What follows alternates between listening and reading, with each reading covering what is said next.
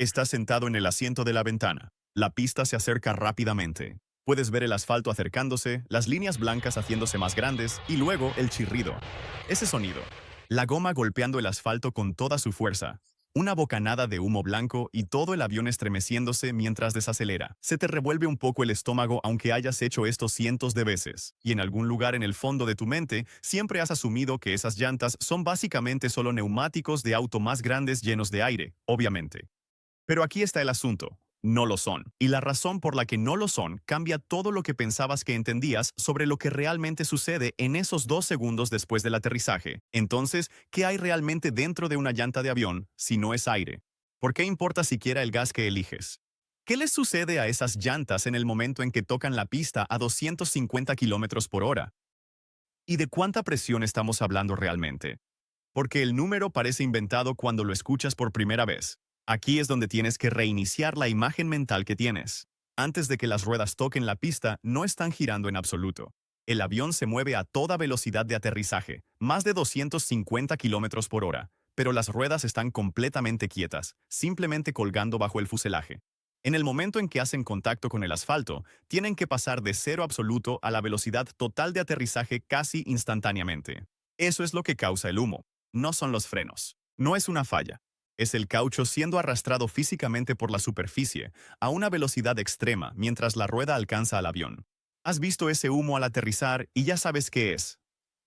Eso evita que los neumáticos exploten bajo presión, rompiendo mitos comunes. No son solo versiones grandes de neumáticos de coche con más aire y algo más de resistencia. En apariencia tiene sentido.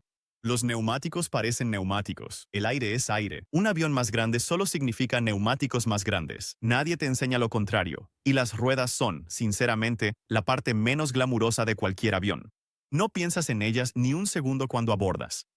Pero todo lo relacionado con un neumático de avión, el material, la estructura y especialmente el gas en su interior, es fundamentalmente diferente a cualquier cosa que ruede por una carretera. Los neumáticos de avión no están llenos de aire. Están llenos de nitrógeno seco. No es aire de un compresor. No es lo mismo que respiras. Es gas de nitrógeno puro y seco. Y la razón no es un lujo técnico ni una sobrecomplicación aeroespacial. Se trata de lo que el aire normal realmente haría dentro de un sistema que se calienta tanto y tan rápido. El aire que respiramos ya es aproximadamente 78% nitrógeno, lo cual suena bien, pero ese 21% restante es oxígeno, y el oxígeno reacciona con las cosas. Promueve la corrosión dentro del conjunto metálico de la rueda. Interactúa con el calor de maneras que hacen que los cambios de presión sean más difíciles de predecir. Y luego está la humedad. El aire comprimido normal lleva vapor de agua, que se expande y contrae de forma agresiva con los cambios de temperatura. Pon eso dentro de una llanta que pasa de una altitud helada a un asfalto abrasador en minutos, y tendrás un sistema de presión que se comporta de manera impredecible precisamente cuando necesitas que funcione a la perfección. El nitrógeno es inerte y seco. No reacciona. No corroe. Y cuando se calienta, se expande de una manera que los ingenieros realmente pueden calcular y anticipar. Esa previsibilidad no es solo una ventaja. Es el objetivo principal. Ahora viene el dato que suena imposible. Una llanta de automóvil estándar funciona a unos 30 o 35 psi. Esa es, más o menos, la presión que tienen tus llantas ahora mismo. Una llanta de avión funciona a alrededor de 200 psi. Eso no es solo un poco más alto. Es 6 veces más, comparable a la presión dentro de maquinaria industrial pesada. Esa presión es lo que mantiene la forma de la llanta fija y rígida, bajo el tipo de carga de impacto que destruiría una llanta de carretera en milisegundos. Y aquí hay un detalle que el personal de tierra conoce muy bien. Una llanta de avión inflada a 200 psi que falla durante el mantenimiento no solo se desinfla, libera una energía comparable a la de una pequeña explosión. Nuestros técnicos de tierra están entrenados para acercarse a estas llantas desde ángulos específicos, precisamente por lo que puede ocurrir si algo sale mal durante el inflado. Pero la presión es solo una parte de la historia. La llanta en sí está construida como una armadura, no solo de caucho grueso. Capas internas sintéticas de alta resistencia, como nylon industrial y fibras de aramida, similares al Kevlar de chalecos antibalas, forman su estructura. La banda de rodadura superior no busca agarre como en un auto, sino resistir la abrasión al acelerar de cero a su rotación máxima en solo 2 segundos. Un neumático de avión se parece mucho más a un contenedor estructural presurizado con un exterior de caucho que a cualquier cosa que pondrías en un vehículo de carretera, pero los neumáticos de autos de carrera también son de alto rendimiento. Los neumáticos de Fórmula 1 soportan velocidades extremas. ¿Por qué no puedes simplemente usar algo así? Aquí está la sorpresa. Un neumático de Fórmula 1 fallaría inmediatamente en un aterrizaje comercial, no porque sea débil, está extraordinariamente diseñado, sino porque resuelve un problema completamente diferente. Un neumático de Fórmula 1 funciona a alrededor de 20 a 30 psi, lleno de aire normal, diseñado para mantener el agarre en una superficie lisa de circuito durante muchas vueltas. Está optimizado para un rendimiento constante a lo largo del tiempo. Un neumático de avión tiene que soportar pasar de estar completamente detenido a 250 km por hora en menos de 2 segundos, bajo 300 o 400 toneladas de peso de la aeronave, y luego volver a usarse docenas de veces antes de ser inspeccionado. Problema diferente. Solución totalmente diferente. Lo único que tienen en común es que son redondos. Ahora es donde se pone interesante, porque la razón por la que usamos nitrógeno en absoluto se remonta a un momento en la historia de la aviación que suena casi increíble. Los primeros aviones usaban neumáticos de caucho simples, casi sin ingeniería detrás de ellos. Los aviones eran tan ligeros que no importaba. Pero al ganar peso en los 40 y la era del jet, los neumáticos de aire fallaban a menudo al aterrizar. Las explosiones eran comunes. Los ingenieros estaban probando diferentes compuestos de caucho, diferentes rangos de presión, diferentes métodos de construcción. Pero la verdadera crisis llegó durante la Segunda Guerra Mundial en los portaaviones. Las condiciones en un aterrizaje en portaaviones son extremas. El avión llega rápido, aterriza en una pista corta, es detenido por un cable de frenado y el tren de aterrizaje absorbe un impacto violento y comprimido. Los neumáticos de algunos aviones militares de esa época tenían que ser reemplazados después de cada aterrizaje. No se desgastaban poco a poco, se destruían. Un aterrizaje, un neumático. El calor y el estrés de las operaciones en portaaviones los destruían por completo, y el comportamiento impredecible del aire bajo ese calor era una parte central del problema.